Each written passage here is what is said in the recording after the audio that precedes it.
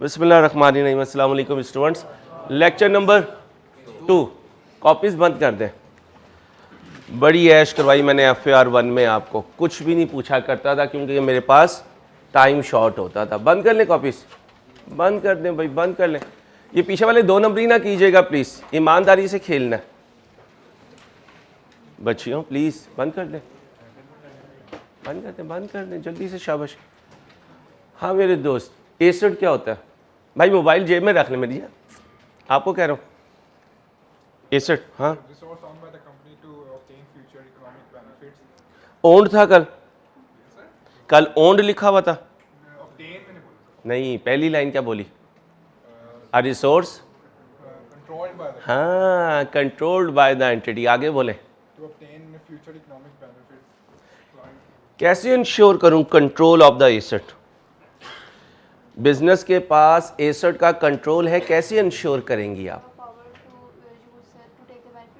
Very good, others, शाबाश शाबाश। खुद बेनिफिट्स लेगा एसेट से रिलेटेड और दूसरे को रिस्ट्रिक्ट कर सकता है एसेट के यूज़ के साथ। तो ये 2 कंडीशंस हैं, हम इंश्योर कर लेंगे कि कंट्रोल किसके पास है? एंटिटी के पास है। फ्यूचर इकोनॉमिक बेनिफिट्स क्या होते हैं दोस्त? सर जो जिसका हम फ्यूचर में कोई फ़ायदा ले सकेंगे वो तो ठीक है, लेकिन कल मैंने कुछ और बताया था। फ्यूचर इकोनॉमिक बेनिफिट्स का मतलब मैंने बताया था कुछ और। मैंने पूछा आपसे, आप तो सोए हुए भी नहीं है रात के मेरे ख्याल में। Increase in revenue, decrease in cost. अब ज़रा मेरी बात गौर से सुन लेना।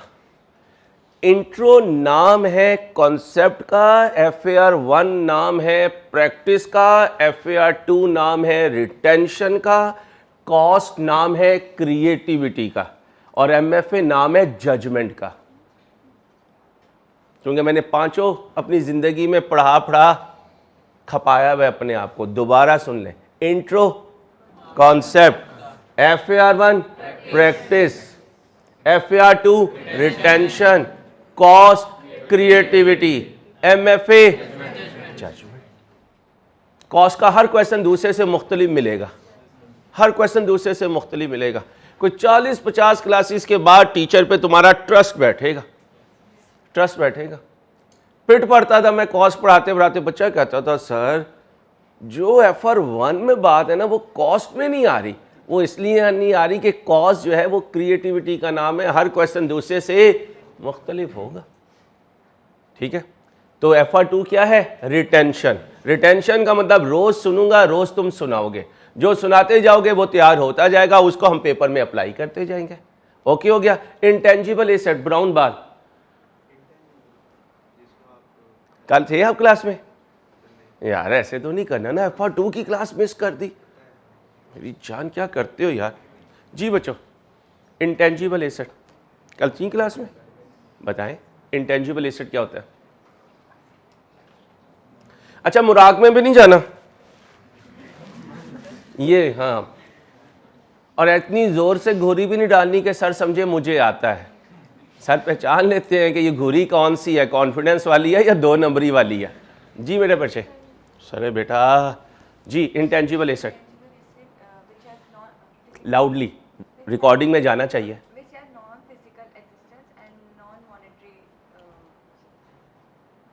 नॉन मॉनिटरी एसेट होता है, नॉन फिजिकल एग्जिस्टेंस लगता है। तीसरी चीज और पहली चीज भूल गई। हाँ, आइडेंटिफिएबल। जी भाई, आइडेंटिफिएबल एसेट की कैरेक्टरिस्टिक, ठीक है, ये सेपरेबल में आ गया। दूसरा शाबाश, या कॉन्ट्रैक्चुअल होगा, और कॉन्ट्रैक्चुअल के लिए लीगल होना जरूरी नहीं है। 2 पार्टीज में कॉन्ट्रैक्ट हो गया तो ये भी कॉन्ट्रैक्चुअल है। Last by not the least one, आप है ना नॉन मॉनिटरी एसेट की एग्जांपल या इसका कॉन्सेप्ट दे दीजिए। What do you mean by non monetary asset? Meaning क्या है नॉन मॉनिटरी एसेट की? मीनिंग क्या है? एग्जांपल नहीं, क्या होता है नॉन मॉनिटरी एसेट? शाबाश, जिनकी डिफाइंड अमाउंट कैश में नहीं होती, कैश, बैंक और डेटर, इन्हें क्या कहते हैं? Non monetary asset. इन्हें मॉनिटरी, और जो ये नहीं होंगे उन्हें नॉन मॉनिटरी एसेट। जी भाई, फिजिकल एग्जिस्टेंस ना होना इसका मतलब समझा दो यार क्लास को। वो पीछे भाई, ग्रीन सूट, जी जी, लाइट ग्रीन आपने पहना हुआ है भाई। सुबह को जो मांग के पहने जरूर देखना है। मैं घर वाली से पूछ के आता हूँ कौन सा कलर दे रही है, जल्दी से पूछो। कल थे तो फिर रोज का काम रोज, ठीक है। ये नहीं सोचना भी 6 महीने है, मेरी क्लास में 6 महीने नहीं है, एक दिन गुजर गया, एक दिन गुजर गया। एक नंबर जिसने कल तैयार नहीं किया वो अब 99 तैयार कर सकता है। तो रोज का काम रोज, और अटेम्प्ट हमारी जिंदगी में एक ही है, दूसरी अटेम्प्ट के लिए तो खेलना नहीं। प्रोफेसर आप बता दो नॉन फिजिकल एग्जिस्टेंस क्या होती है बुजुर्गों?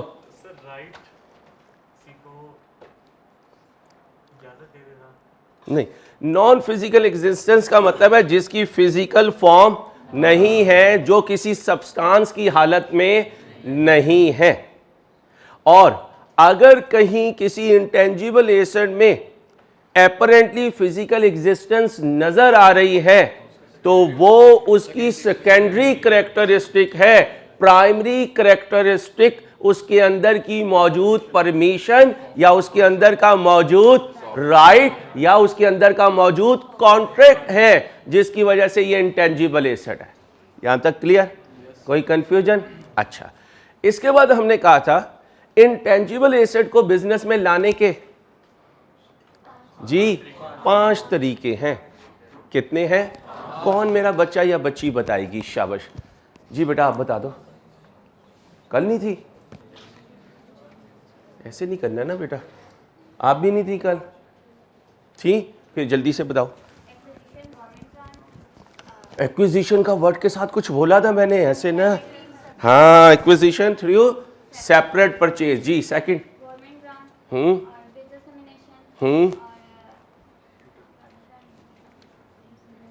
तीन हो गए।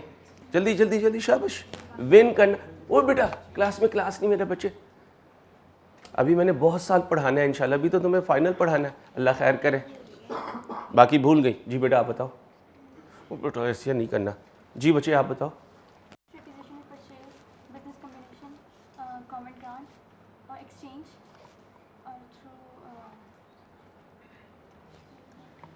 आप बताओ, एक minute. Research and development, government grant. हो क्या कर रहा है मेरा बच्चे? जी भजन मुराकबे वाले भाई, जी जी आओ बच्चे प्लीज।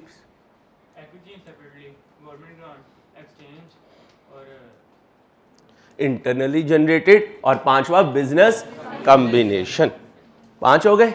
अभी मैं सिर्फ आपको अक्वायर करना सिखा रहा हूं सेपरेटली, बाय करना सेपरेटली। उसमें हमने कहा था इनिशियल मेजरमेंट।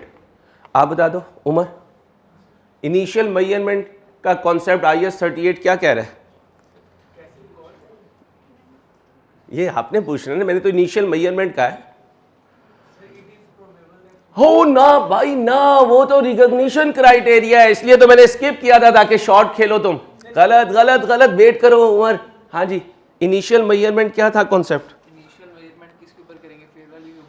माशाल्लाह, फेयर वैल्यू किसने कह दिया? Always initially recognise at its cost. Last boy recognition criteria क्या है IS 38 का?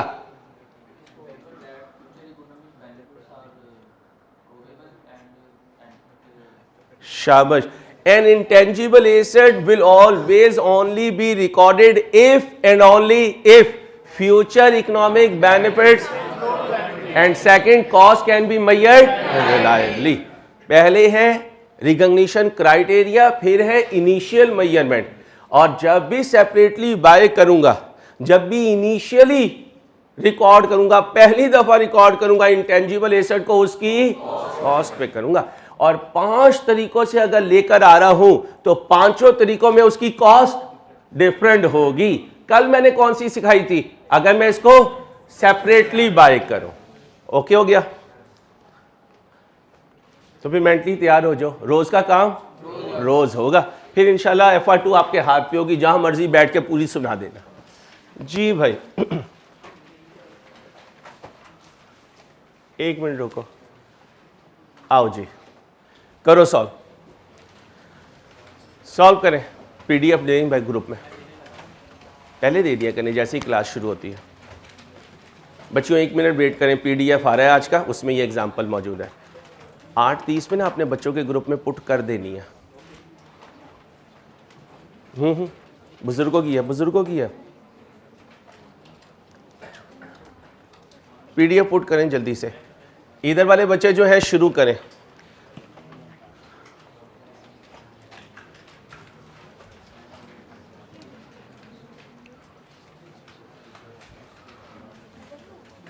अभी आ जाता नजर, 1 मिनट बेटा। अहमद आइंदा ना होइए या बेटा।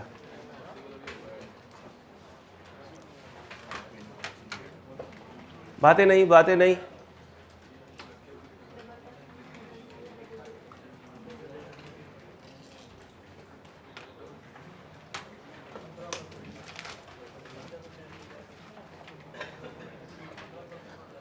आप तस्वीर लें और लड़कियों के ग्रुप में शेयर कर दें। आ गया, रहने दे। जाओ बेटा, PDF में जाए।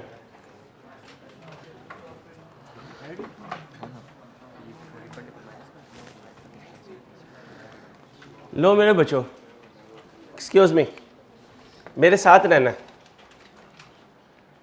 Example 11 self made. जहाँ लिखा होगा ना सेल्फ मेड, इसका मतलब ये ICAP की बुक से नहीं है, खुद ही मैंने चीज़ों को शफलिंग करके बनाने की कोशिश की है ताकि मैं एग्जाम्पल्स के थ्रू पास पेपर तक आपको ले जाने में कामयाब हूँ। जब मेरा पास पेपर आए तो आपको ऐसे ही लगे सर की एग्जाम्पल्स का कम्बिनेशन जो है वो ICAP का पास पेपर है। ठीक है। अ कंपनी अक्वायर्ड, खरीद लिया। अ सॉफ्टवेयर क्या है? जब तक मैं आपको पूरे इंटेंजिबल एसेट्स नहीं स्क्रीन पर शो करूंगा, मैं क्वेश्चन लिखते हुए उसके साथ क्या लिखा करूंगा? Intangible asset. तो फिर सॉफ्टवेयर क्या बना? मैंने क्या किया? मैं कौन? Company, entity. With the following detail. क्या डिटेल है? परचेज प्राइस कितनी है? 1,15,500, इंक्लूडिंग रिफंडेबल टैक्सेस 15%। रुक जाओ पेंसिल, रोक लो पेंसिल।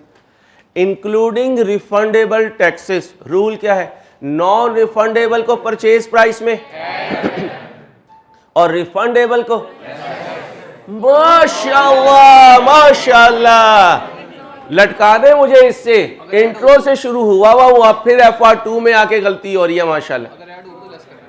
अगर ऐड हुआ है तो लेस करना है और अगर कुछ नहीं हुआ तो अच्छा। यहां मेरे बच्चे ध्यान से सुनो, रिफंडेबल टैक्स में मैंने गवर्नमेंट को क्या दिया?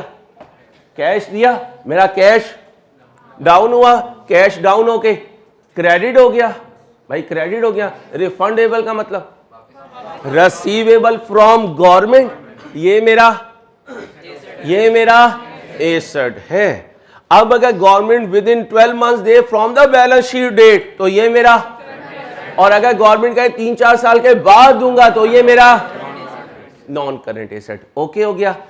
अब मैंने क्या ट्रिक खेला इसमें? मैंने आपकी परचेज प्राइस में शामिल कर दिया रिफंडेबल टैक्स। आपने इसे क्या करना है? आपने इसे क्या करना है? लेस करना है। आज से लेस का वर्ड नहीं बोलना, आपने कहना है, आपने इसको एक्सक्लूड करना है। क्या करना है? ये इंक्लूड हुआ हुआ है। क्या हुआ हुआ है? और मैंने इसे क्या करना है? एक्सक्लूड करना है। जरा मुझे बताओ परचेज प्राइस एक्सक्लूड करके क्या आती है? खामोश खामोश, सब ट्राई करो। भाई कुछ बच्चों ने ना क्लास को हाईजैक करने की कोशिश नहीं करनी। जितने बैठे हुए सबने पहली अटेम्प्ट में ही पास होने के लिए एडमिशन लिया। सबको पार्टिसिपेट करने दें। 1 मिनट है, 60 सेकंड के बाद आंसर चाहिए मुझे। 60 सेकंड्स हैं आपके पास।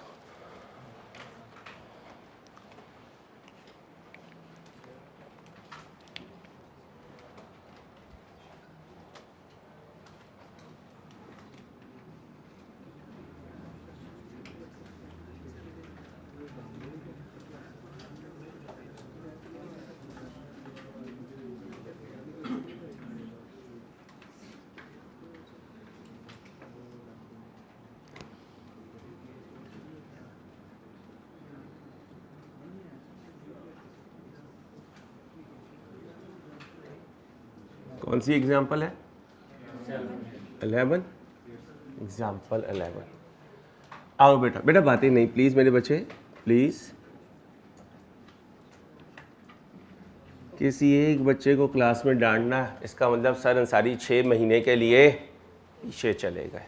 फितरत है मेरी, तो प्यार प्यार से रहना है, प्यार प्यार से चलेंगे तो बहुत आगे जाएंगे इंशाल्लाह। अब सुनो, कितनी वैल्यू है? 11, 55, 00। चेक शर्ट क्या करूं? ये 115 पे है, 100 पे लेके जाना है। कितने बच्चे डिसएग्री कर रहे हैं? डिसएग्री कर रहे हैं। अच्छा जी, जो डिसएग्री कर रहे हैं ना वो गलत कर रहे हैं। बच्चा सही कह रहा है। ये कितने पे है? 115 पे है। परचेज प्राइस में 15% ऐड हो चुका, और इंट्रो F1 में कहते थे अगर इसमें 15 ऐड हो चुका तो ये है 100 जमा 15, और मुझे जाना है 100 पर, तो 100 से क्या करूंगा? मल्टीप्लाई। बोलें जी आंसर। 100,435। भैरिया कहाँ केयरलेस मिस्टेक कर गया? नहीं मेरे दोस्त, करके देख लो। ये तो इंट्रो में भी बात की थी, F1 में भी। अगर आप इसका 15% लोगे तो आप इसे क्या समझ रहे हो? 100, जबकि ये 100 नहीं है, ये तो 15% ऐड होने के बाद है। इसके लिए वो 4 एग्जाम्पल याद रखें। कॉस्ट से सेलिंग प्राइस, सेलिंग प्राइस से कॉस्ट, यूनिटरी मेथड जिसे कहते थे, याद है? वो वाला एरिया यहां अप्लाई हुआ। तो एग्जाम्पल्स को ध्यान से करना है। ये असल में एक पास पेपर था, उसको मैंने चेंज करके अपनी छोटी सी एग्जाम्पल बनाई। मैं पास पेपर के पोर्शन लाया करूंगा आपके पास एग्जाम्पल्स बनाकर, ताकि वो जो एक हाइप है ना कि पास पेपर सॉल्व नहीं होता, उसको हम यहीं पर डिसॉल्व कर लेंगे। फिर पास पेपर करते हुए हमारा कॉन्फिडेंस जो है वो शेक नहीं होगा। हमें पता होगा यार क्लास एग्जाम्पल से रिलेटेड चीजें। अगली बात, स्टाफ ट्रेनिंग कॉस्ट, कल क्या सिखाया था? इग्नोर करना है।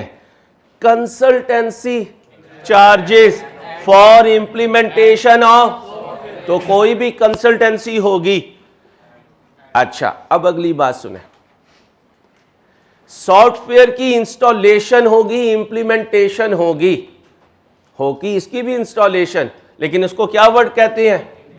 और एसी इंस्टॉल होते हुए फिजिकली नजर आएगा। सॉफ्टवेयर जो है वो सारा कुछ कहां हो रहा होगा? बिहाइंड द पिक्चर, कंप्यूटर के पर्दे में हो रहा होगा। तो ये consultancy charges directly attributable, non directly? Add कर दो। कितना? 5,000 कंसल्टेंसी चार्जेस। कितना है? 5,000। बोलें जी। 105। ठीक है भाई, ये है वो वैल्यू जिस पे सॉफ्टवेयर इनिशियली रिकॉग्नाइज होगा। और ये हमारी प्रिजम्पशन है। क्या प्री-अजम्पशन है? कि ये आइडेंटिफिएबल है, ये नॉन मॉनिटरी है, विदाउट फिजिकल सब्सटेंस है, और ये रिकॉग्निशन क्राइटेरिया मीट कर चुका। अब हम इसको इनिशियली मैयर कर रहे हैं, रिकॉर्ड कर रहे हैं, और इनिशियली मैयर होगा, रिकॉर्ड होगा अपनी कॉस्ट पर। कॉस्ट के लिए परचेज प्राइस में डायरेक्टली एट्रीब्यूटेबल एक्सपेंसेस, और जो डायरेक्टली एट्रीब्यूटेबल नहीं होंगे उनको इग्नोर करूंगा।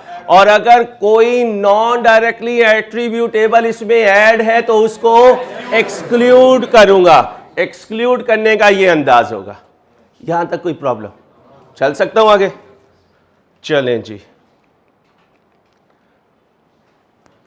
देखें,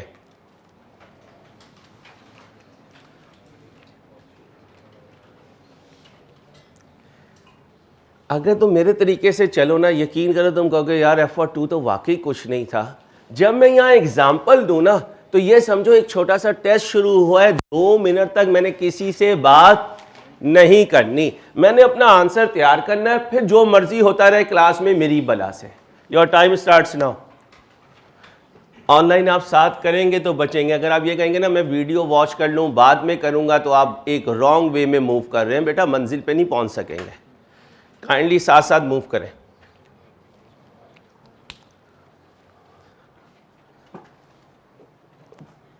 सर किसी चीज़ की परचेजिंग में डीलरशिप फी ऐड करते हैं? लाजमी बात है, अगर डायरेक्टली एट्रीब्यूटेबल है। वो ब्रोकर होता है ना, उसे कमीशन देते हैं और वो परचेज प्राइस में ऐड होती है, जैसे प्रॉपर्टी डीलर को देते हैं।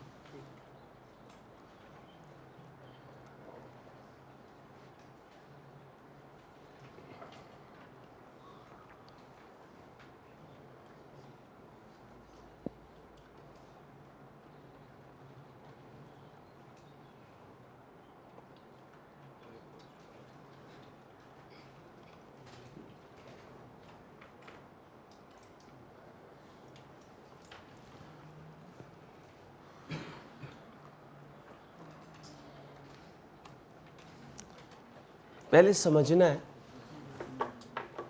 इतना समझना है कि क्वेश्चन खुद हाथ जोड़ के आपके सामने आ जाए, यार मुझे माफ़ कर भाई, मुझे पता है तुझे आता है। जहन में बोरिंग कॉस्ट लेकर आए, जहन में बोरिंग कॉस्ट लेकर आए, लाए, ले आए। अच्छा, क्वालिफाइंग एसेट आपस में नहीं बेटा, बेटा आपस में नहीं, क्वालिफाइंग एसेट जहन में लेकर आए, ले आए। क्वालिफाइंग एसेट क्या होता था? किसी एसेट की एक्विजिशन या कंस्ट्रक्शन में अगर सब्सटेंशियल टाइम रिक्वायर्ड हो तो वो क्वालिफाइंग एसेट है। और IS 23 ने सब्सटेंशियल पीरियड को डिफाइन नहीं किया।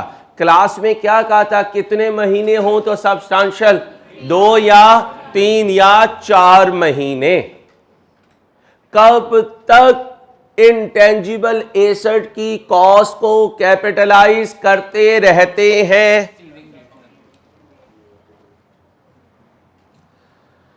कब तक इंटेंजिबल एसेट की कॉस्ट को कैपिटलाइज करते रहते हैं? जब तक वो अपनी वर्केबल लोकेशन या कंडीशन में ना आ जाए। और कैपिटलाइज भी वो आइटम करनी है जो डायरेक्टली एट्रीब्यूटेबल हो। जी नहीं मेरे दोस्त, कंप्लीशन है क्या? कंप्लीशन है क्या? जब वो अपनी वर्केबल लोकेशन और कंडीशन में आ गया, इसका मतलब रेडी टू यूज है, चाहे कमर्शियल प्रोडक्शन। क्लियर भाई? कोई मोबाइल ना यूज किया करे। क्यों? क्योंकि आपका 1 मिनट का मोबाइल निकालना मेरे 1.5 घंटे को डिस्टर्ब करता है। मेरी रिक्वेस्ट है, मैं पब्लिकली रिक्वेस्ट कर रहा हूं, आइंदा ना हो। एक बच्चे की गलती से सारी मेरी रील खराब हो गई जो मैंने बोलनी थी। जी, क्वालिफाइंग एसेट डिसाइड हो गया। अब क्वालिफाइंग एसेट अगर स्पेसिफिक बोरिंग से आ रहा है तो जो कुछ स्पेसिफिक बोरिंग पे इंटरेस्ट या बोरिंग कॉस्ट जाएगी वो उस एसेट की कॉस्ट में ऐड होगी। इसलिए कल जहां डायरेक्टली एट्रीब्यूटेबल एक्सपेंसेस लिखे थे वहां जाके लिख लीजिएगा interest cost if allowed by IS 23। Okay हो गया? अब मैं पढ़ने लगा ध्यान से। 1 January 19 QL entered into an agreement in to replace। यहां सुन लो, रिप्लेस का मतलब न्यू बाइंग या रिप्लेस का मतलब एक्सचेंज? रिप्लेस का मतलब न्यू बाइंग या रिप्लेस का मतलब एक्सचेंज? जी न्यू बाइंग भाई। रिप्लेसमेंट का मतलब कभी एक्सचेंज नहीं लेना। FR1 में भी और इंट्रो में भी रिप्लेस का मतलब न्यू बाइंग। वो रिप्लेसमेंट कॉस्ट तो कुछ और होती है ना। ये तो कह रहा है कि मैं क्या करने लगा हूं, एग्रीमेंट किया to replace existing ERP software at a cost of 360। इस सॉफ्टवेयर की कॉस्ट है एक्विजिशन कॉस्ट। क्या है? Acquisition cost. According to the agreement 40% payment was made on signing of the, signing कब हुई? टोटल प्राइस 40%, 40% जल्दी जल्दी शाबाश, कोई कैलकुलेट जी। 144 दे दिया किस वक्त? जब कॉन्ट्रैक्ट साइन किया। कब किया? While remaining amount was paid on, बाकी पैसे कब दिए? कह सकता हूं इंस्टॉलमेंट्स में दे रहा हूं, ठीक है। पहली इंस्टॉलमेंट, दूसरी इंस्टॉलमेंट। अगर मैं इंस्टॉलमेंट में कुछ दे रहा हूं और कहीं नहीं लिखा कि ये एबनॉर्मल क्रेडिट टर्म्स हैं, तो कोई टेंशन नहीं। जिस वक्त ये एसेट मेरे पास आएगा, जितना दूंगा उसके लिए कैश क्रेडिट कर दूंगा, जितना उधार करूंगा उसके लिए अकाउंट पेएबल को क्रेडिट कर दूंगा। तो यहां तक की स्टोरी में कोई प्रॉब्लम नहीं है। प्रॉब्लम तो इस पैराग्राफ में है। अगर सिर्फ यहां पर रुकता तो बताओ मैं एसेट को किस वैल्यू पर कैपिटलाइज करता? 360, simple is that, no problem. आप जितनी मर्जी इंस्टॉलमेंट में दो, कोई इशू नहीं है। कहानी तो यहां से शुरू हुई। क्या कहता है? The entire cost of the project, entire का मतलब सारे की सारी, कितनी? Of the project was finance through from at 15%। अगर पर एनम ना लिखा हो फिर भी पर एनम। आगे सुने, the software became on workable location और कंडीशन में कब पहुंचा? 1 नवंबर 19। एक दिन पीछे ले जाओ, 31/10/19। अब याद करो जरा IS 23। कैपिटलाइजेशन कमेंस होती है तीनों में से जो डेट लेटर हो। वो 3 डेट कौन सी थी? एक्टिविटी शुरू हो जाए, एक्सपेंडिचर शुरू हो जाए, बोरिंग कॉस्ट शुरू हो जाए। ओके हो गया? क्या डेट बन रही है इस वक्त? वो 1 जनवरी। 1 जनवरी, बस इतना ही आएगा बोरिंग कॉस्ट पेपर में। ये नहीं है बोरिंग कॉस्ट का पूरा क्वेश्चन आ जाएगा। टच देगा, क्या देगा? टच, स्वीटनर देगा।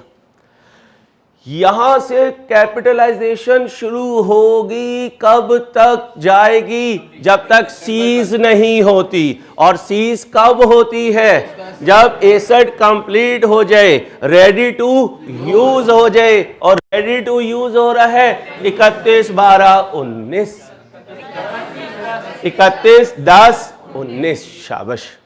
अब याद करें स्पेसिफिक लोन। अगर 2 किस्तों में यूज होगा, इन्वेस्टमेंट इनकम वो नहीं है, छोड़ दी। अब पहली इंस्टॉलमेंट कितने की दी? वो जो भी अमाउंट तुम्हारे पास है, कब दी? कब तक इस्तेमाल की? 31/10/2019। कितने पैसे? 40% जो भी है। अब ये अमाउंट इनटू 15% इनटू 10/12 ये आ गई। फिर दूसरी इंस्टॉलमेंट कब दी? यानी 1/6/19। रेट 15% मल्टीप्लाई बाय जून, जुलाई, अगस्त, सितंबर, अक्टूबर। कितना? 5/12। फिर ये दोनों बोरिंग कॉस्ट क्या कर लेंगे? ऐड करेंगे और 360 में जमा कर देंगे। Calculate cost to be recognised in books as intangible asset. एक मिनट, जब कभी इंस्टॉलमेंट्स की अमाउंट दे देगा तो क्या इसमें मिसिंग कर रहा है? Investment income. अब यहां कहीं लिखा कि लोन किस डेट को आया? नहीं। याद रखिएगा FAR 2 में लिख लें exam focus point. In FAR 2 questions for IS 38 in FR2 questions, for IS 38, if borrowing cost is to be included, if borrowing cost is to be included and installment amounts are given,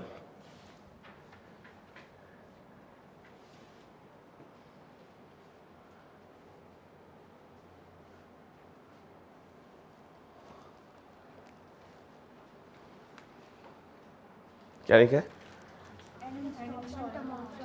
Are given, we will take the interest cost, we will take the interest cost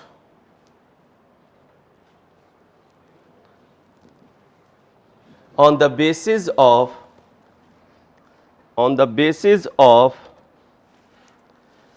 installments, on the basis of installments. याद रहेगी बात? अब याद रखिएगा, एक अलहदा folder लीजिएगा जिस पे FR2 के सारे अजम्पशंस आपके पास होते जाएंगे। मैं जो जो स्टेप करवाता जाऊंगा उसकी अजम्पशन भी आपको बताता जाऊंगा। अब 2 मिनट लगाएं और इसकी कैलकुलेशन मुझे कर दें। 2 मिनट लगाएं बस।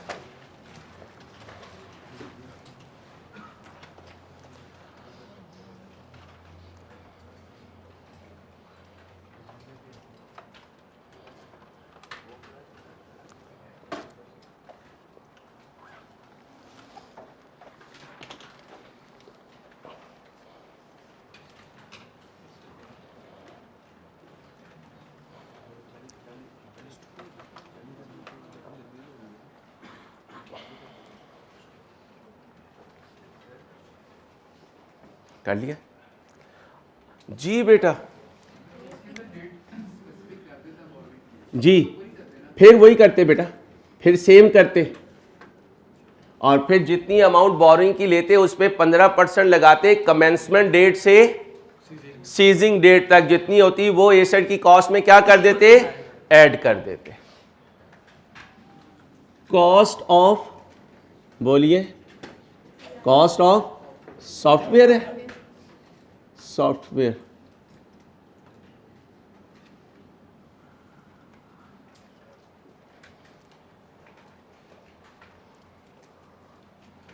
जी भाई, परचेज प्राइस, परचेज प्राइस। बल्कि एक और काम करें अहमद, नोट करना कि सर एक डेट के साथ कल क्वेश्चन ले आइएगा। किसके साथ ले आइएगा? डेट के साथ। जब डेट के साथ करवाऊंगा तो उसे क्या कह दूंगा? स्पेसिफिक। अभी इस अजम्पशन को इस लोन के साथ मूव कर लीजिए। परचेज प्राइस बताएं। तोड़ के ना लिखूं, तोड़ के ना लिखूं? नहीं सर, तोड़ने की कोई जरूरत नहीं है। आपने टोटल कितना देना है? 360 देना है। क्या करूंगा? Add borrowing cost to be, वो लिखने की जरूरत नहीं है, ऐड बोरिंग कॉस्ट। बताएं जी, लोन कितना इस्तेमाल हुआ? 360 का 40%, रेट 15%, मल्टीप्लाई बाय, जी भाई, क्योंकि पहली इंस्टॉलमेंट कब दी? 1 जनवरी को। कंप्लीशन कब हुई? 31/10/19। FR1 में कहा था कि एक दिन पीछे ले जाया करें, अदरवाइज क्वेश्चन में क्या आ जाएगा? मसला आ जाएगा। बेध्यानी में यहां क्या कर देंगे? 11/12। क्या कर देंगे? 11/12। जी 10/12 कितना बना? 18। फिर 360 मल्टीप्लाई बाय 60%। कैसे पता चला 60%? जी भाई, रिमेनिंग 40 दे दिया तो रिमेनिंग कितना बना? 60%। आ जाए भाई, multiply by 15%, multiply by 5/12। Second instalment से कब तक?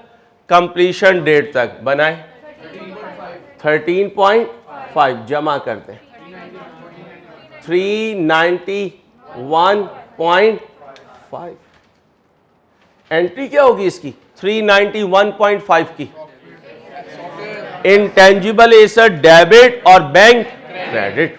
और अगर भी इंटरेस्ट पे नहीं किया तो इससे क्या होगा? Intangible asset debit bank credit, फिर intangible asset debit interest payable credit. अगर पे नहीं किया तो क्या क्रेडिट होगा? Interest payable. लेकिन कॉस्ट कितने पे कैपिटलाइज होगी? 391.5।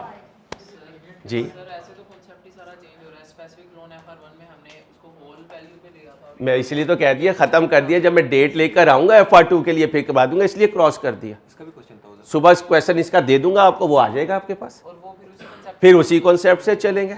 और FR2 में अजम्पशंस आएंगी भाई, FR2 में ICAP के पेपर में अजम्पशंस आएंगी। इसलिए चेहरा देख के मैंने कहा यार इसको अभी रोक दूं, इंस्टॉलमेंट वाला क्वेश्चन अलहदा करवा दूंगा। अभी आप समझेंगे स्पेसिफिक नहीं लिखा हुआ है, सिर्फ क्या लिखा हुआ है? लोन लिखा हुआ है। लोन लिखा हुआ है तो अभी हमारे FR1 से मैच कर गया। कल जो क्वेश्चन करवाऊंगा वहां क्या करूंगा? स्पेसिफिक, और फिर लोन का आना भी शो करूंगा। जब लोन का आना शो होगा तो ये चीज और डेट आपस में मैच कर जाएगी। क्लियर जी? जब वो आएगा, जब आने देना। अगर वो अभी ये नहीं आया तो फिर चीजें दोनों मिक्स हो जाएंगी। ठीक है, अभी डेट नहीं मेंशन की तो हमने इंस्टॉलमेंट वाइज कर लिया। जब डेट आएगी फिर उसकी डेट के साथ अमाउंट आ रही होगी, फिर हम दूसरे तरीके से कर लेंगे। अब ये जनरल बॉन्डिंग बन गया जी। पेमेंट डेट मैंने हटा दी ना, पेमेंट डेट नहीं थी, पास पेपर में भी नहीं है। अब जो लेकर आऊंगा उसमें बोरिंग डेट इंक्लूड करूंगा। जब इंक्लूड करूंगा तो बोरिंग डेट, स्टार्टिंग डेट और पेमेंट डेट, तीनों में से जो लेटेस्ट होगा वहां से उसकी कैपिटलाइजेशन शुरू करूंगा। कहां तक लेके जाऊंगा? जिस दिन तक वो कंप्लीट नहीं होता। आपके FR2 में अगर बोरिंग कॉस्ट आया तो अजम्पशन ये होगी कि इंटरेस्ट पे हो गया। लिख लें, इन FR2 boring questions, in FR2 borrowing cost questions, in FR2 borrowing cost questions, if question is silent, interest is always paid, interest is always paid। Board पे देखो बेटा, क्या खरीदा? सॉफ्टवेयर खरीदा। क्या कैलकुलेट की? कॉस्ट कैलकुलेट की। क्या खरीदा? सॉफ्टवेयर खरीदा। क्या कैलकुलेट की? कॉस्ट। यहां कॉन्सेप्ट कौन सा लिया? Directly attributable cost. यहां कौन सा कॉन्सेप्ट लिया? Borrowing cost. अगली एग्जांपल देखिएगा।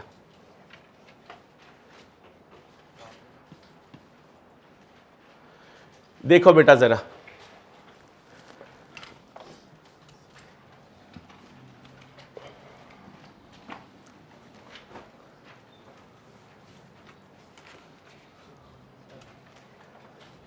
ध्यान से जरा।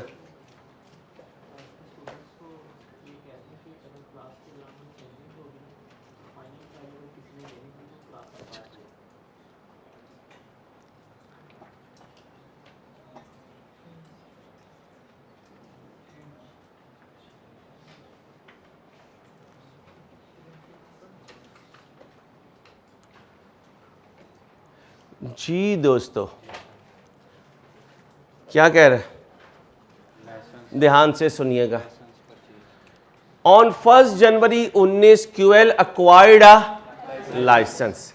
अभी पिछली एग्जांपल में क्या खरीदा? अब क्या खरीद रहा हूं? लाइसेंस। तो फिर लाइसेंस भी एक इंटेंजिबल एसेट। लाइसेंस भी एक, आमतौर पे लाइसेंस जो है वो या गवर्नमेंट से लिया जाता है या उसके अंडर जो रेगुलेटरी बॉडीज होती हैं उनसे लिया जाता है। प्राइवेटली भी ले सकते हैं, प्राइवेटली भी ले सकते हैं। कैसे लेंगे? जब पेटेंट, ट्रेडमार्क, कॉपीराइट सबकी डेफिनेशन बताऊंगा उस वक्त लाइसेंस की भी डेफिनेशन आ जाएगी। अभी हम ये अज्यूम कर रहे हैं कि ये क्या है? इंटेंजिबल एसेट है। कब अक्वायर किया? जी कितने का? QL made an of and remaining amount will be paid in पहली इंस्टॉलमेंट, दूसरी इंस्टॉलमेंट। अब जाए इंट्रो में। Simple transaction, complex transaction, simple transaction, simple transaction में नॉर्मल क्रेडिट टर्म्स और कॉम्प्लेक्स ट्रांजैक्शन में एबनॉर्मल क्रेडिट टर्म्स। कल भी सिखा के गया था। अगर पेमेंट डेफर की, अगर पेमेंट डेफर की तो वो मुझसे ज्यादा पैसे लेगा। किस प्राइस से?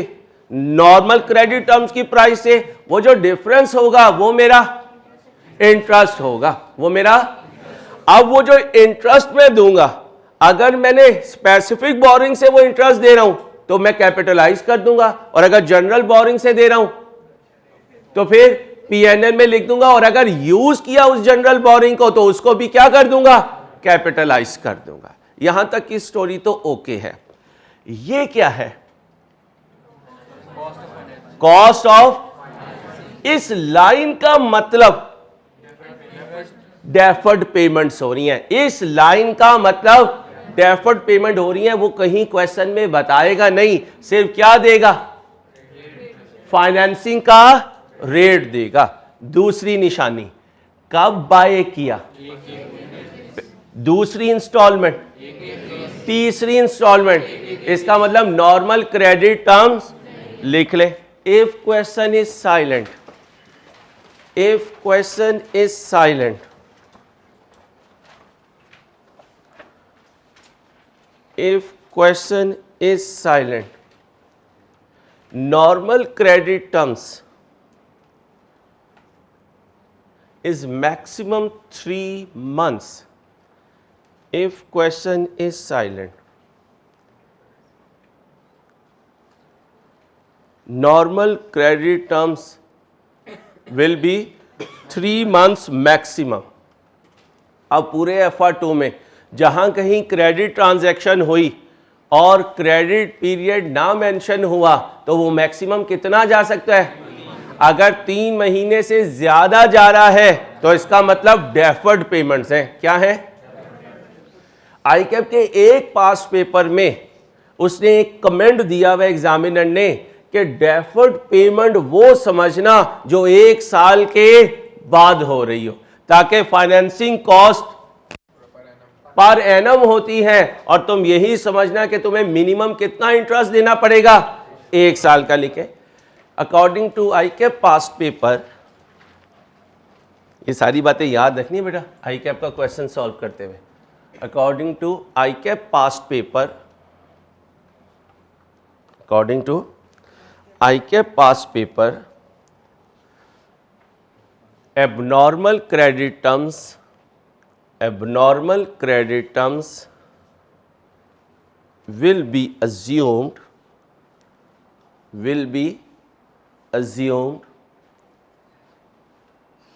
for, बोलें भाई, for 1 year।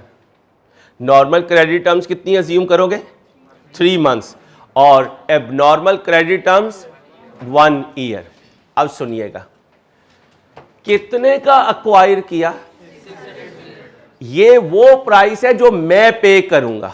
ये वो प्राइस है जो मैंने कितनी प्राइस दे दी, ये क्या है? बाकी बचे। And remaining amount will be paid in, तो 500 देने हैं 2 इक्वल इंस्टॉलमेंट में, तो एक इंस्टॉलमेंट 250 की हो गई। इसका मतलब है अभी फौरन कितने दिए? 100। जो फौरन दिए ये इस डेट पे दिए, और क्वेश्चन की जो स्टार्टिंग डेट होती है याद करें, value in use, value in use. आज जो पेमेंट लूंगा या दूंगा इसको ईयर 0 समझूंगा। इसका डिस्काउंट फैक्टर हमेशा 1 होगा। अगर ये ईयर 0 है तो फिर ये ईयर और ये ईयर 2 है। ईयर 1 में कितना जाएगा?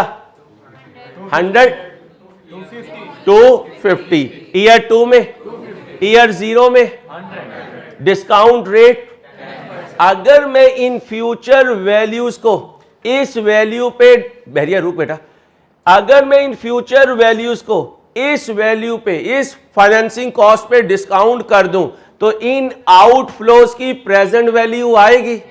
उस प्रेजेंट वैल्यू का मतलब अगर नॉर्मल क्रेडिट टर्म्स होती तो मुझे ये देना पड़ता, मुझे ये देना पड़ता। अभी कितना दे रहा हूं? 600। तो फिर present value of those outflows in comparison of 600, जो डिफरेंस होगा वो क्या होगी? Interest cost. वो क्या होगी?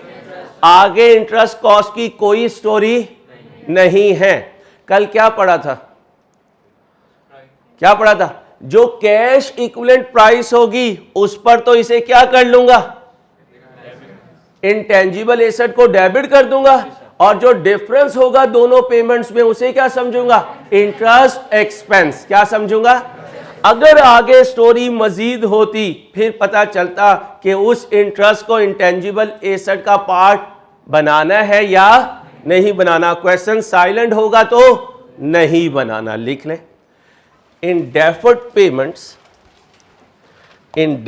Payments calculated interest amount, in deferred payments calculated interest amount will be considered, Kanan ji fill, will be considered as an expense, as an expense। अब तुम मुझे क्या करके दोगे? इन आउटफ्लोज की प्रेजेंट वैल्यू, वो प्रेजेंट वैल्यू ही होगी क्या? ये देखें, calculate cost of licence to be in the books of N. तो फिर ये 600 जो है इस वैल्यू से, भाई इस वैल्यू से इंटेंजिबल एसेट कभी कैपिटलाइज नहीं होगा। किससे होगा? प्रेजेंट वैल्यू ऑफ आउटफ्लोज से। और इन दोनों का जो डिफरेंस होगा वो कहां जाएगा? Interest expense. Your time starts now. करें भाई, present value of these outflows, यही वो वैल्यू है जिस पर इंटेंजिबल एसेट को कैपिटलाइज करना है।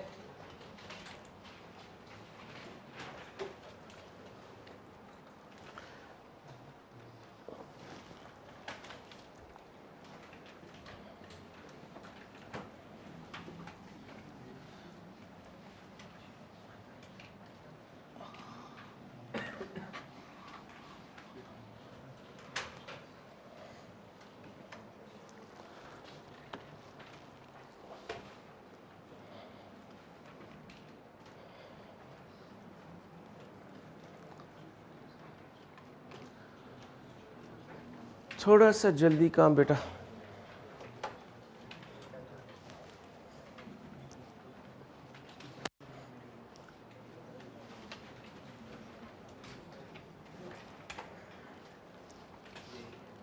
कर लिया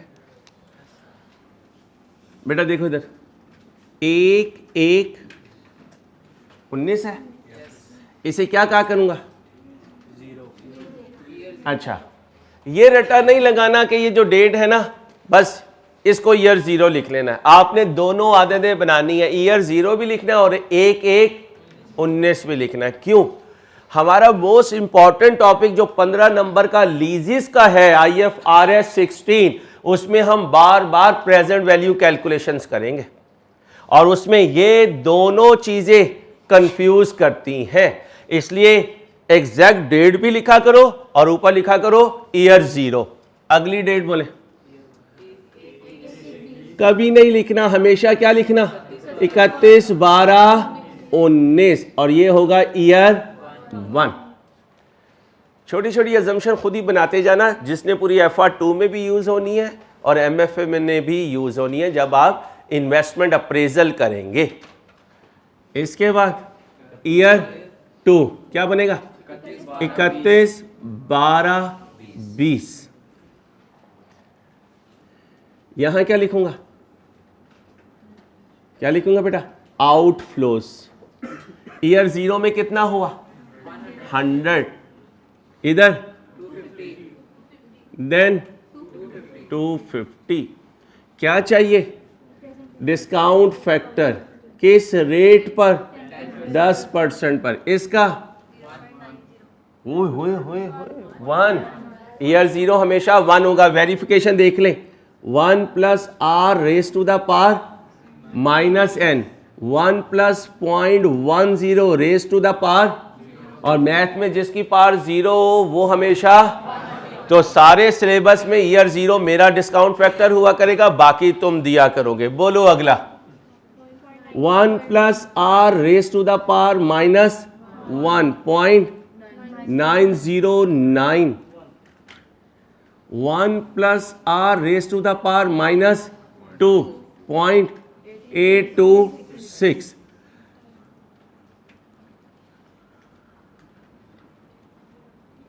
अगली दफ़ा डायरेक्ट करेंगे, इस दफ़ा मैंने सारा लिख दिया ताकि एक दफ़ा रिवाइज हो जाए। FR1 जब वैल्यू इन यूज़ कैलकुलेट किया करते थे, 100 को 1 से मल्टीप्लाई कर दें, 250 इंटू 0.909, 227 पॉइंट, नेक्स्ट एग्जैक्ट 0.5। अब तीनों को जमा कर दें, 533.75 मिलियन में है। अब समझो बेटा, डेफर्ड पेमेंट्स की वजह से, एबनॉर्मल क्रेडिट टर्म्स की वजह से, देखें कितना दे रहे थे 600 भाई 600, और प्रेजेंट वैल्यू ऑफ आउटफ्लोज कितनी बनी 533.75। अब मुझे बताएं, मैं अपने इस लाइसेंस को जब इनिशियली मेजर करूंगा, इनिशियली रिकॉग्नाइज करूंगा, तो 600 पे करूंगा या इस वैल्यू पर? इस वैल्यू पे क्या एंट्री पास करूं? हाँ, अब यहां पास करनी है एंट्री। आप समझो, यहां पास करनी है एंट्री, यहां पास करनी है जिस दिन मैंने उसको अक्वायर कर लिया, क्योंकि पेमेंट करना कुछ और है और अक्वायर करना कुछ और है। जिस दिन मुझे कंट्रोल मिल रहा है, वो वर्केबल लोकेशन और कंडीशन में आ रहा है, वो 1/1/19 है, चाहे पेमेंट्स बाद में हो रही हैं। उस दिन मैंने कितना कैश दिया भाई, कितना कैश दिया 100। उस दिन नहीं बैंक को क्रेडिट कर सकता मैं इस फिगर से, इस फिगर से तो बैंक में जाना भी नहीं है। आज कुछ समझ में आ रही? अब जरा देखना क्या होगा, ध्यान से। Intangible asset, intangible asset debit कितने से 533.7। चलो अभी रोक दो, अदरवाइज ज़्यादा कंफ्यूजिंग हो जाएगा। यहाँ सिर्फ ये लिख लो, इंटेंजिबल एसेट टू बी, बोलो to be capitalised initially. Entry करवाने लगा था लेकिन मैंने रोक दी, क्योंकि पहले ही दिन ज़्यादा चीज़ें मिक्स ना हो जाए। बस इतना याद रख लो, एंट्री करते हुए ये नहीं कहना इंटेंजिबल एसेट इतने से डेबिट और बैंक इतने से क्रेडिट, गलत हो जाएगा, क्योंकि इस दिन बैंक सिर्फ कितने से क्रेडिट हो रहा है 100 मिलियन से। याद रहेगी बात, लिखो।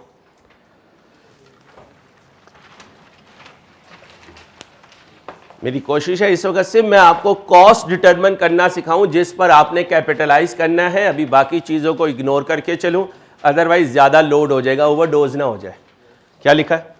whenever we are paying in installments, whenever we are paying in installments, asset will be capitalized, asset will be capitalized at, बोले एट कैश इक्विवेलेंट प्राइस, इसको कॉमा इन्वर्टेड कॉमा कर लीजिएगा, एट कैश इक्विवेलेंट प्राइस।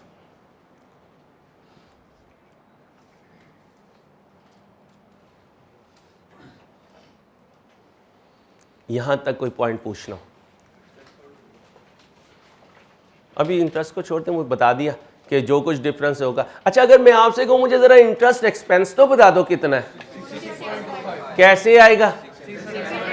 लिख लो interest expense, ये लिख लो, ये अभी भी लिख लेंगे तो कोई ओवरडोजिंग नहीं है। इंटरेस्ट एक्सपेंस 600 माइनस 533.75, बोले भाई 66.25 मिलियन।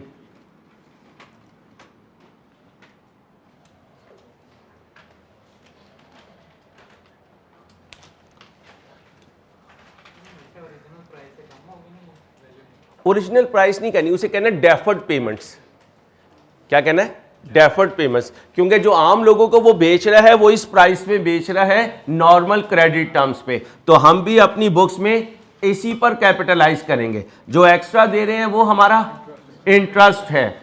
अब क्वेश्चन में अगर उसने आगे चल के बता दिया कि यार इसको मैंने कैपिटलाइज करना है अकॉर्डिंग टू IAS 23, तो मैं इसको भी उठाकर एसेट की कॉस्ट का पार्ट बना दूंगा। और अगर उसने कहा नहीं मैंने तो एक्सपेंस रखना है, तो जीपी में से माइनस कर दूंगा। ऐसे भी तो हो सकता है, ये जो 66.25 है आपने कहा कैपिटलाइज करना है, इसके अंदर वो फिर से कहानी डाल के कोई हमें बताया कि कितना पूरा। हाँ ठीक है, सुनो भाई, अभी इसको ध्यान में बिठा लीजिएगा। FR1 के जो टॉपिक्स थे वो एज सच पूरा क्वेश्चन नहीं आएगा। जो तुम बात कर रहे हैं इसका मतलब कुछ ना कुछ बोरिंग कॉस्ट की स्टोरी सुनाएगा। स्टोरी सुनाएगा तो क्वेश्चन इंटेंजिबल से निकल के बोरिंग कॉस्ट में चला जाएगा। और FR1 के टॉपिक यहां जरूर यूज हो सकते हैं, लेकिन किसी एडजस्टमेंट में मेन क्वेश्चन के तौर पे कोई टॉपिक नहीं आ सकता। ठीक है, इसलिए वहां पे फौरन मैंने स्पेसिफिक को डिलीट किया कि अगर मैं उस डिटेल में गया तो कहानी कहीं और चली जाएगी। कितनी एग्जाम्पल हो गई आज की? 3 जी। ठंडी ठंडी आराम से आ जाओ भाई, पढ़े भाई। कल और आज कर क्या रहे हैं? इंटेंजिबल एसेट को बाय कर रहे हैं। इंटेंजिबल एसेट को और बाय करने के मुख्तलिफ अंदाज हैं। पिछली एग्जाम्पल में डेफर्ड पेमेंट से अक्वायर किया, उससे पिछली एग्जाम्पल में लोन के थ्रू, कैपिटलाइजेशन के थ्रू अक्वायर किया, उससे पिछली एग्जाम्पल में रिफंडेबल टैक्सेस शामिल हुए थे, कुछ डायरेक्टली एट्रीब्यूटेबल कॉस्ट थी, उसके एंगल से कैपिटलाइज किया। अब इसमें मिक्सिंग लेकर आया हूं, जरा ध्यान से देखिएगा। कल एक बच्चे ने ग्रुप में क्वेश्चन पूछा था सब्सिक्वेंट एक्सपेंडिचर के लिए, तो मैंने कहा था कि भाई अभी मैं सिर्फ क्या कर रहा हूं, इनिशियली बाय कर रहा हूं, एक दिन और लगेगा, जब मैं बाय करके अपने पास ले आऊंगा उसके बाद सब्सिक्वेंट एक्सपेंडिचर आएगा, उसको वही डिस्कशन करूंगा जो FR1 में किया करते थे। तो अभी सब्सिक्वेंट एक्सपेंडिचर का थोड़ा वेट कर लें। पढ़े भाई।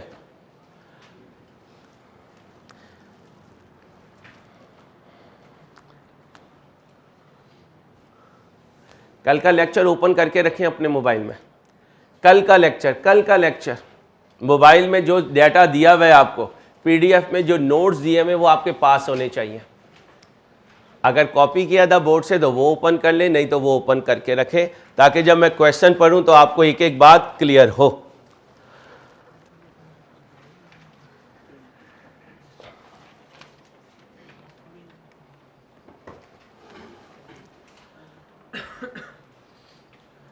जी भाई, एक्सक्यूज मी, बातें नहीं यार। 30 June 2004 Habib limited discovered that it had been manufacturing a product illegally since this product happened to be a patented product for which it did not have the necessary rights. उसने कोई patent नहीं खरीदा किसी भी particular item को as a monopolist sell करने के लिए, पेटेंट क्या होता है? आपको राइट दे दिया जाता है कि आप इस आइटम को या इस प्रोडक्ट को इस एरिया में इतने टाइम के लिए सिर्फ बेच सकते हैं, आपकी डिस्क्रिशन है। उसे कहते हैं कि हमने क्या खरीद लिया? हमने पेटेंट खरीद लिया इस प्रोडक्ट का। ये सारी डेफिनेशन पढ़ाऊंगा, पेटेंट क्या होता है, कॉपीराइट, ट्रेडमार्क, ताकि इनमें थोड़ा बहुत जो डिफरेंस है वो आपको क्लियर हो। ऑल्दो वो डिफरेंस हमारे FR2 के लिए रेलिवेंट नहीं है, हमारे FR2 के लिए रेलिवेंट नहीं है, लेकिन नॉलेज पर्पस के लिए पूरी लिस्ट आपको दूंगा और साथ इसको डिफाइन भी करके देखेंगे ये क्या चीज़ें हैं। अभी हमारे लिए ये पेटेंट क्या है? Intangible asset. क्या कर रहा था हबीब? पुट्ठा काम कर रहा था। क्या पुट्ठा काम कर रहा था? 30 जून को पता चला कि वो एक प्रोडक्ट मैन्युफैक्चर कर रहा है इलीगली। किसी ने कहा यार प्रोडक्ट मैन्युफैक्चर कर रहा है, कोई गलत चीज़ मैन्युफैक्चर कर रहा है। उसने कहा नहीं, चीज़ तो सही है, लेकिन हजरत जी ने क्या नहीं खरीदा? पेटेंट नहीं खरीदा। और वो प्रोडक्ट क्या था? पेटेंटेड था। वो प्रोडक्ट पेटेंट के थ्रू सेल हो सकता था और उसने पेटेंट नहीं लिया। विच it did not have the HL immediately shut down its and hired a team of to act on its behalf in the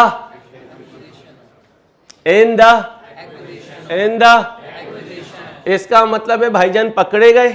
जब पकड़े गए फिर उन्होंने कहा ओहो काम तो बड़ा अच्छा है, प्रोडक्ट तो बड़ा हिट हो रहा है, क्यों ना मैं अब क्या कर लूं? अक्वायर कर लूं ऑफ द, यानी क्या अक्वायर कर लूं? पेटेंट अक्वायर कर लूं। और पेटेंट एक इंटेंजिबल एसेट है। टू मैन्युफैक्चर दिस,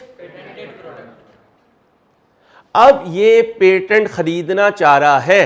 क्या हमारे लेक्चर में ये फॉल करता है? जी करता है। हम क्या करना चाह रहे हैं? सेपरेटली बाय या acquire. Legal fee of 50,000 were incurred during July X4। किसे हायर किया? लॉयर्स को। अब सुनना, लॉयर को कोई केस लड़ने के लिए हायर किया या अक्वायर करने के लिए? कल जाके नोट्स देखें, कोई भी लीगल फी दूं किसी राइट को अक्वायर करने के लिए तो वो डायरेक्टली एट्रीब्यूटेबल या नॉन डायरेक्टली? Directly attributable. तो ये बाइंग कॉस्ट में ऐड होंगे। यहां तक कोई प्रॉब्लम है? जी अगर केस के लिए होता तो वो फाइन होता। याद करें FAR 1, फाइन कोई भी दूंगा, पेनल्टी कोई भी दूंगा तो वो एसेट की कॉस्ट में ऐड नहीं होगा। दोबारा लिखना है, दोबारा लिख लें, अगर याद है तो ठीक है जी। हाँ तो ये एक्विजिशन में नहीं है ना, ये तो आपके नॉर्मल जो लीगल चार्जेस हैं उसमें जाएगा। तो केस हेयरिंग चार्जेस जो होते हैं वो अलहदा लाइन होती है और एसेट को बाय करते हुए जो लीगल डॉक्यूमेंटेशन करनी होती है वो अलहदा चीज़ है। यहां उसने क्या कहा? कोई लाइन नहीं है। और पीछे बताया लॉयर क्यों है।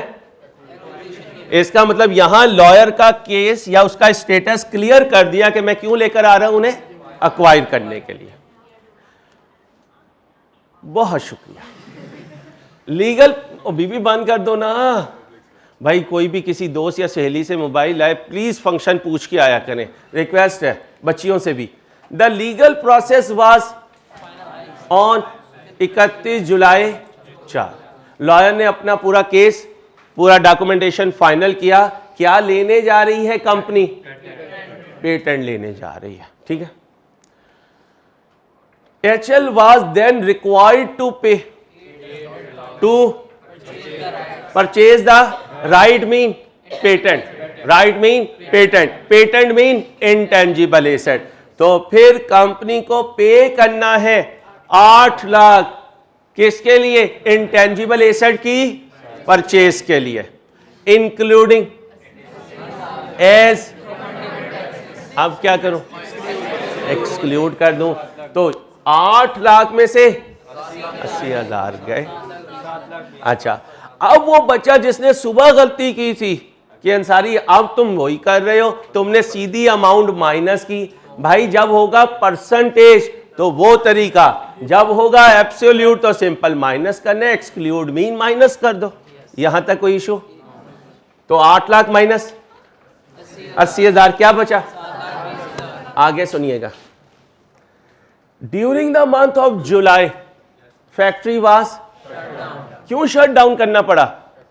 विदाउट पेटेंट जो है वो प्रोडक्शन कर रहा था, जब तक पेटेंट हाथ में नहीं आएगा वो राइट नहीं मिलेगा, गवर्नमेंट इसे अलाउ नहीं करेगी। अब ओवरहेड कॉस्ट 40,000 वर इनकर्ड, जाएं कल के नोट से, क्या करना है? इग्नोर। इग्नोर का मतलब ये एक्सपेंस ही नहीं है, एक्सपेंस है। शाबाश, आगे भाई प्लीज बेटा, नोट से फिर ठीक है।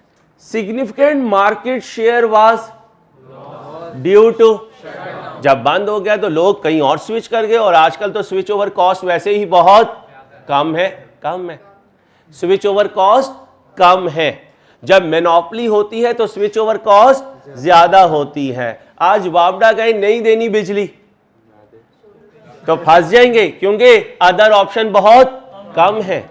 KFC वाले कहीं नहीं दे रहे हम आपको जिंगा, तो क्या कहेंगे? नो प्रॉब्लम, मैं अभी गया उसी साइट पे भी जा सकता हूं, उसके ऑल्टरनेटिव पे भी जा सकता हूं। तो आज कंपटीशन की वजह से स्विच ओवर कॉस्ट बहुत कम हो चुकी है। पेप्सी और कोक की switch over cost almost zero हो चुकी है। जिस डीप फ्रीजर से आप पेप्सी निकाल रहे हो, दोस्त ने कहा इसका पानी आजकल सही नहीं आ रहा, आपने वहां रखा और क्या उठा लिया? कोक उठा लिया, स्विच ओवर कॉस्ट जीरो है जी। Significant market share was lost due to shutdown.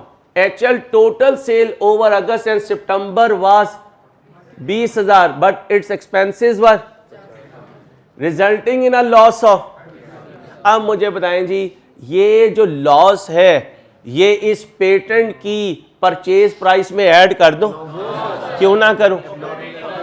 Operating losses हैं और ऑपरेटिंग लॉसेस एसेट की कॉस्ट में ऐड नहीं होते। आगे ये हो गया। To increase market share he spend an extra 25,000 aggressively marketing its product. कौन सी कॉस्ट? Advertisement cost. और IS 38 स्पेसिफिकली एडवर्टाइजमेंट कॉस्ट को डिसअलाउ करता है कि आपने इसे इंटेंजिबल एसेट की कॉस्ट का पार्ट नहीं बनाना, और स्टाफ ट्रेनिंग कॉस्ट को भी पार्ट नहीं बनाना। उसकी रीजन सुन ले। हम कहते हैं फ्यूचर इकोनॉमिक बेनिफिट्स अगर आप एक्सपेक्ट कर रहे हैं कि एंटिटी की तरफ फ्लो करेंगे और cost can be measured reliably, लेकिन इंटेंजिबल एसेट को याद करें क्या क्या चीजें हैं? आइडेंटिफिएबल होना चाहिए, और एसेट का कंट्रोल किसके पास होना चाहिए? अब सुनिएगा, आपने मार्केटिंग की, मार्केटिंग भी हिट हो गई, क्या कस्टमर को मैं कंट्रोल कर सकता हूं? Never ever. जितने मर्जी पैसे एडवर्टीजमेंट पे लगा दूं, जितना मर्जी मैं एक्सपेक्ट कर रहा हूं कि मुझे इनफ्लो मिलेगा, लेकिन कंट्रोल मेरे पास नहीं है। मैंने स्टाफ को ट्रेन कर दिया, मुझे लगता है ये टीचर जो है ये अब हिट हो जाएगा इंशाल्लाह, इंट्रो में चल गया, FR1 FR2 में भी चल जाएगा। क्या मैं उसे कंट्रोल कर सकता हूं? नहीं, वो मुझे किसी वक्त भी छोड़कर जा सकता है। अब बच्चे के जहन में आएगा सर एक बॉन्ड फिल करवा लीजिए। जब कभी आप किसी से बॉन्ड फिल करवाते हैं उसके अंदर एक कंडीशन होती है कि अगर ये ब्रीच करेगा तो इतनी पेनल्टी देगा और निकल जाएगा। इस केस में भी आप एम्प्लॉय को कंट्रोल नहीं कर सकते, आप अपने कस्टमर को भी कंट्रोल नहीं कर सकते। जैसे UAE में आजकल चल रहा है कि 2 साल का आप एग्रीमेंट करेंगे। अब एम्प्लॉय अगर 2 साल से पहले छोड़ता है तो वो कंपनी उसे क्या कहेगी? ये पेनल्टी दे दो, वो पेनल्टी पे करेगा और चला जाएगा, और उस पर कोई केस नहीं हो सकता। ये हमेशा बॉन्ड में लिखा जाता है। तो एडवर्टाइजमेंट हो या स्टाफ ट्रेनिंग कॉस्ट हो, ये कभी इंटेंजिबल एसेट की कॉस्ट का पार्ट नहीं बनेंगे। क्या करूंगा? इग्नोर। ये एक्सपेंस भी नहीं है। एंट्री बोले, this marketing campaign was resulting in returning to in October. क्या कहता है? Discuss which of the above cost relating to of patent can be. बोलें जी क्या क्या कैपिटलाइज करो? लीगल फी और 7 लाख ओवरहेड को इग्नोर करना है, और ऑपरेटिंग लॉसेस को भी और एडवर्टाइजमेंट को भी ओके, कोई टेंशन? अभी तो बहुत टाइम है। ये कर लिया था, ये भी कर लिया था यार जी। हाँ लाजमी बात है, इसलिए कि IAS 38 में इन दोनों पॉइंट से ऐसा लगता है कि फ्यूचर इकोनॉमिक बेनिफिट्स हमारी तरफ आएंगे, और स्टैंडर्ड टू स्टैंडर्ड कुछ चीज़ें, कुछ स्टैंडर्ड स्पेसिफाई करते हैं और कुछ नहीं करते। जैसे आगे चलूंगा तो एक लिस्ट दी है IAS 38 ने कि खबरदार अगर इन एसेट को तुमने कैपिटलाइज किया, हमने कह दिया बात खत्म हो गई। तो स्टैंडर्ड टू स्टैंडर्ड हर बात उसी तरीके से नहीं होगी जैसे दूसरे स्टैंडर्ड में मौजूद है। ये करवाया, एक्सचेंज आ गया। हेडिंग बनाए जी, इतने खूबसूरत आप हेडिंग बनाए। कितने सोर्सेज हैं भाई? 5। पहला कौन सा था?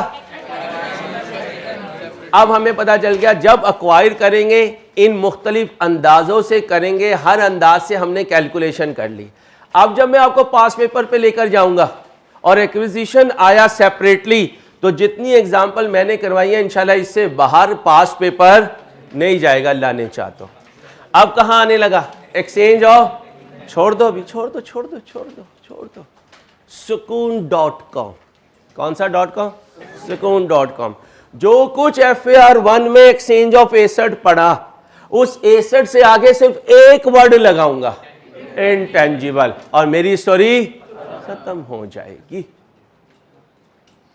अच्छा, मुझसे पूछे बगैर FAR 1 के टॉपिक में इंटेंजिबल नहीं लगाना, जहां मैं कहूंगा वहीं लगाना है, खुद से काम खराब नहीं करना। पढ़ें जी।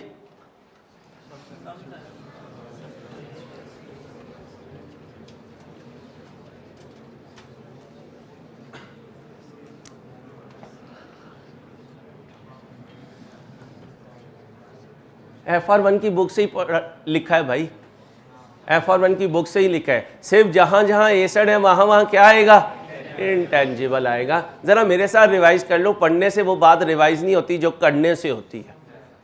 रिप्लेसमेंट का मतलब न्यू बाइंग, इंडिपेंडेंट बाइंग, और एक्सचेंज का मतलब coming up asset, giving up asset, coming up asset, giving up asset.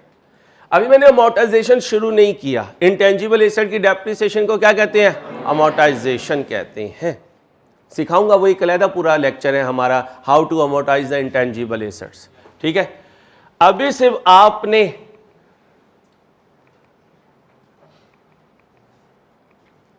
ये दो बातें याद रखनी है जो हम FAR 1 में करते आए। जब कभी हम एसेट का अकाउंट बनाते थे, किस शक्ल में? एक्सचेंज की शक्ल में। कुछ याद है मेरे बच्चों को? अच्छा जी, जरा देखिएगा मेरे दोस्तों, अभी मैं इसकी एग्जांपल भी आपको करवाऊंगा। ये है इंटेंजिबल एसेट, एक इसका ओपनिंग बैलेंस। कुछ इंटेंजिबल एसेट हमने बाय किए कल और आज का जो लेक्चर था। फिर हमें पता चला यार ये सॉफ्टवेयर एक्सचेंज करना है नए सॉफ्टवेयर के साथ, तो जो नया सॉफ्टवेयर है वो क्या है? Intangible asset. इंटेंजिबल एसेट क्या हो जाएगा? डेबिट हो जाएगा। डिस्पोजल अकाउंट क्रेडिट हो जाएगा। कॉस्ट ऑफ, अच्छा याद करें, asset account, disposal account debit होगा, इंटेंजिबल एसेट अपनी, और ये आ गया इंटेंजिबल का क्लोजिंग बैलेंस आ गया। दूसरी चीज, डेप्रिसिएशन का नाम IAS 38 में, ये इसका क्या है? बैलेंस BD, क्रेडिट नेचर होता है। ओके हो गया। ये क्या है? पूरे साल का अमोर्टाइजेशन का एक्सपेंस। कैसे कैलकुलेट करना है इंशाल्लाह मिलके करेंगे, अल्लाह ने चाहता हूं वक्त आने पर। अभी ये समझेंगे ये खर्चा है। फिर जाने वाला जब यहां से अपनी कॉस्ट निकालता है तो हम उसकी बाकियात उसके हवाले करते हैं किस शक्ल में? तो अक्यूमुलेटेड डेप्रिसिएशन डेबिट हुआ करती थी, आज क्या डेबिट होगा और क्या क्रेडिट होगा, और ये क्या बचा? अब जरा याद है, जाने वाले की अक्यूमुलेटेड अमोर्टाइजेशन स्ट्रेट लाइन में कोई और अंदाज होगा, WDV में कोई और अंदाज होगा। वो अंदाज हमने किए हुए हैं। वो दोनों अंदाज किए हुए हैं, जब आएगी अमोर्टाइजेशन उस वक्त देखेंगे। अच्छा जी, अगर यस सर है तो फिर ये एंट्री नो सर कहलाएगी या ये भी यस सर कहलाएगी? देखें जरा, intangible asset, accumulated amortisation, loss हुआ तो P&L डेबिट, इंटेंजिबल ओल्ड से कैश चला गया तो अगर गेन हुआ एक्सचेंज पर तो क्रेडिट। ये एंट्री हमें आती है, नथिंग इज न्यू। किसी बच्चे ने FAR 1 नहीं पढ़ा हुआ? मैं सीरियस हूं, सीरियस हूं बेटा, मजाक नहीं होता है।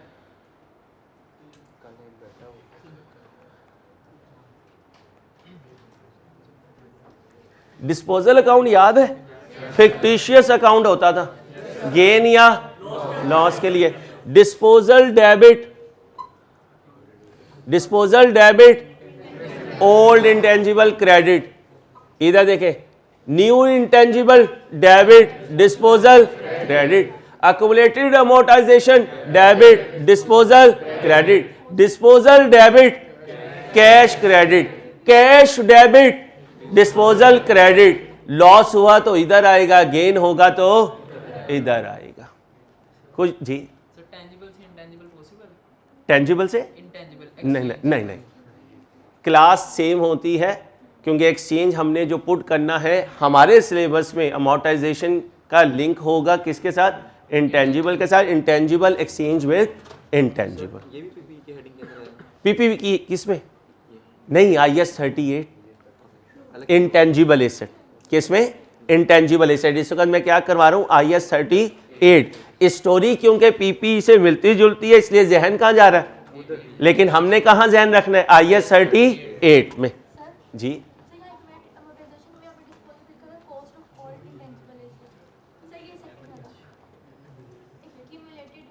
ये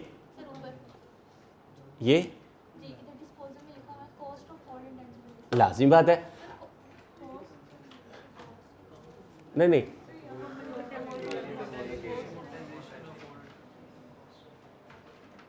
अक्युमुलेटेड अमोर्टाइजेशन।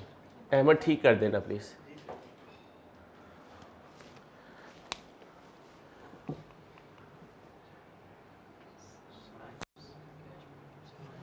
याद है FR 1 के पेपर से 3-4 दिन पहले एक छोटा सा 30 मिनट का लेक्चर भेजा था। बड़ी बातें सुनी थी ग्रुप में, बड़ी बातें सुनी थी, लेकिन बर्दाश्त करता चला गया मैं। ठीक है, वो पॉइंट अभी नहीं आया, अभी नहीं आया। ये तो वो सिखा रहा हूं जो ट्रेड इन अलाउंस वैल्यू हुआ करती थी, क्योंकि भूल जाता है इंसान, पेपर तक याद रखता है, उसके बाद अक्सर चीजें वो भूल जाता है। ये वही कहानी है, cash paid is equal to cost of minus.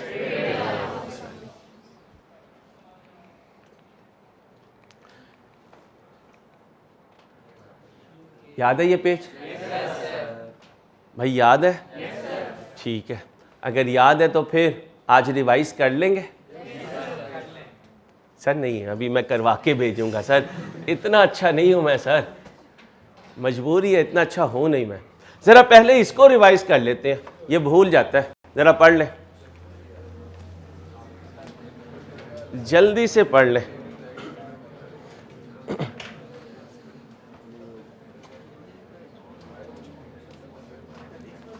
Question solve करना है भाईजान,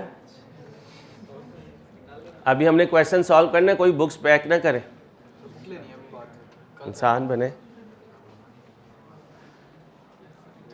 cost of exchange intangible asset in sometimes the fair market value of new intangible asset is in the exchange transaction. In this case, cost of new intangible asset will be calculated in the following scenario. पहला क्या है? Only fair value of new intangible asset is given. अगर question में सिर्फ new intangible asset की fair value है तो life is simple. क्या कहोगे? fair value of new intangible asset he new intangible asset की कॉस्ट बनेगी।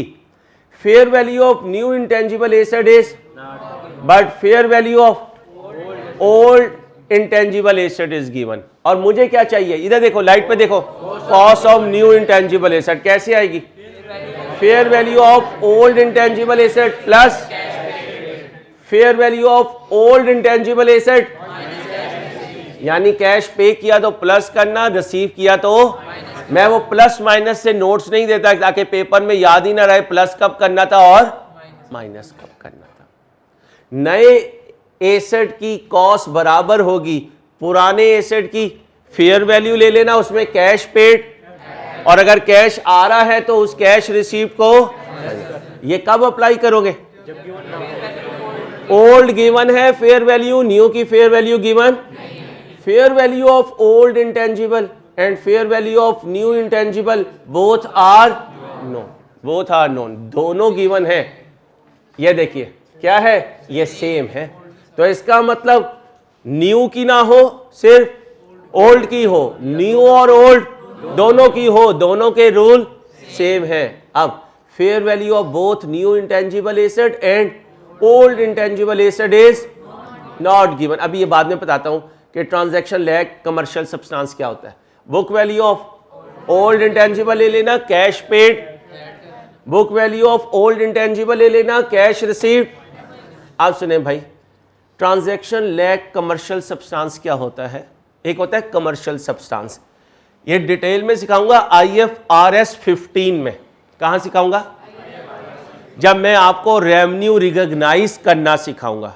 बेटा प्लीज बातें नहीं, क्या रेवेन्यू रिकॉग्नाइज करना, IFRS 15, IFRS 15 इंपॉर्टेंट एरिया है, एग्जामिनर का बहुत फेवरेट एरिया है। पहले FR1 में होता था, 2 अटेम्प्ट पहले FR2 में आ गया।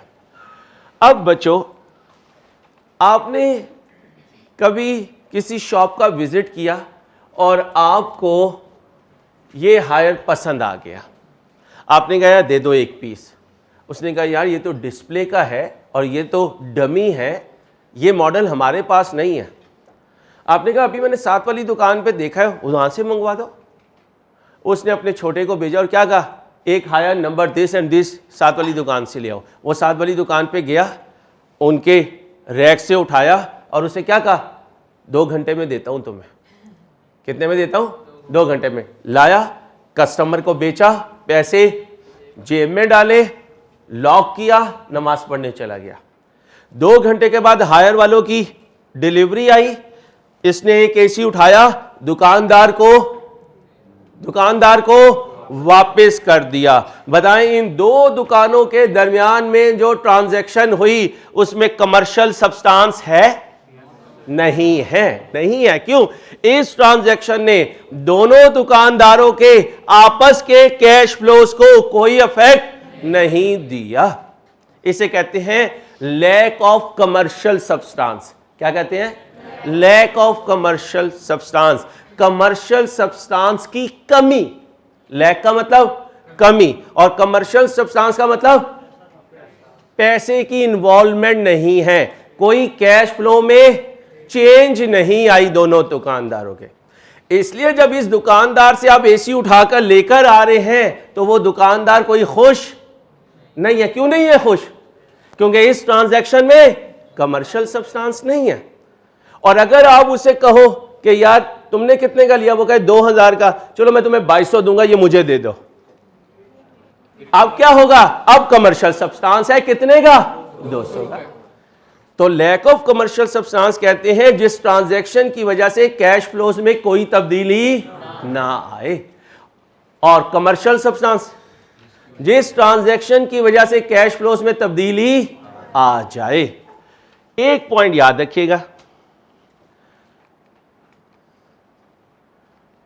वो मोर एविडेंट वाला पॉइंट नहीं डाला था? कहाँ है? डाला था तो इधर ही होना था भैया, ये खालू थोड़ी है कहीं पे भी चले जाए। हासिलपुर की तरफ? अच्छा सर, हाँ, ये रहा हासिलपुर, बिल्कुल गूगल पे है। चलो भाई एक मिनट भाई, अभी जवाब दे रहा हूं, एक लाइन पढ़ा दो। However, if fair value of the acquired intangible asset is more clearly evident, then its fair value will be considered as cost. सुनिएगा, अभी दे रहा हूं छुट्टी। ये fair value of and fair value of both are known. मैंने क्या कहा, old की फेयर वैल्यू लेकर चलना, ठीक है। लेकिन अगर ये लिखा हो और नीचे लिखा हो fair value of new asset is more evident, मैं इसके लिए ज्यादा कॉन्फिडेंट हूं कि ये मार्केट वैल्यू ज्यादा रिलायबल इंडिकेटर है, फिर वो कहता है कि तुमने ये रूल अप्लाई नहीं करना। क्या उठाओगे, fair value of new intangible asset, और उसे ही उसकी, कोई कंफ्यूजन? आप पूछिए। सर आप बोलो कि कमर्शियल सब्सटेंस वैल्यू ना कैश फ्लो से, जी तो अगर उसके पास ओल्ड स्टॉक पड़ा है और जी। उसने उसको सेल किया तो प्राइस चेंज आ गई, फ्लक्चुएशन, लेकिन कैश फ्लो इन्वॉल्व नहीं है, तो कमर्शियल सब्सटेंस में नहीं, अगर कैश फ्लो इन्वॉल्व नहीं है और एसेट के बदले एसेट देना है तो कमर्शियल सब्सटेंस एग्जिस्ट नहीं करता। कैश गेन या लॉस, अगर नॉन कैश हो यानी अदर कंसिडरेशन हो फिर तो कमर्शियल सब्सटेंस है। तो कैश फ्लो को भी मसलन उसने मुझे प्लॉट दे दिया मेरे एसी के बदले, तो इसमें क्या मौजूद है, कमर्शियल सब्सटेंस है, या उसे गेन हो रहा होगा या मुझे होगा। अगर same item, same model, same colour, same item exchange हो जाए तो फिर कमर्शियल सब्सटेंस एग्जिस्ट नहीं करता। जी बेटा, क्या जी कॉस्ट होती है तो वो तो हमें सिंपल होता है ना।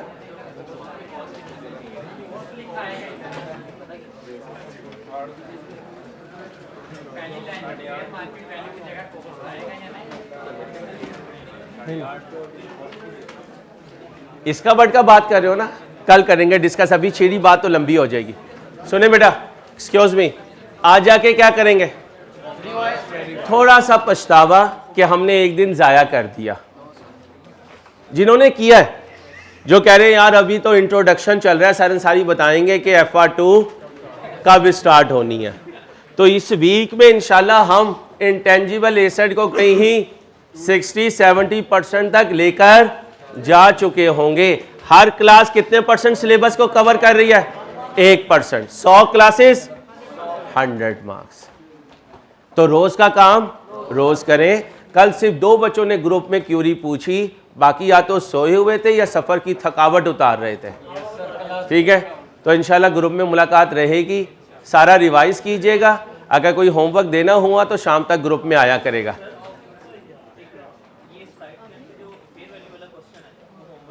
जी दे दीजिए ना, वो आपको रूम में पुट कर देंगे। ओ भाई, अभी जब आपके सामने ये नोट्स आएंगे PDF में, इसका जो लास्ट एग्जाम्पल है वो आपने ट्राई करनी है, क्योंकि ऑलरेडी FR1 में कर चुके हैं, इसलिए मैं होमवर्क में दे रहा हूँ। कोई इशू होगा तो कल डिस्कस कर लेंगे और बात को आगे मूव करेंगे इंशाल्लाह। अपना ख्याल रखिएगा, अल्लाह हाफिज़।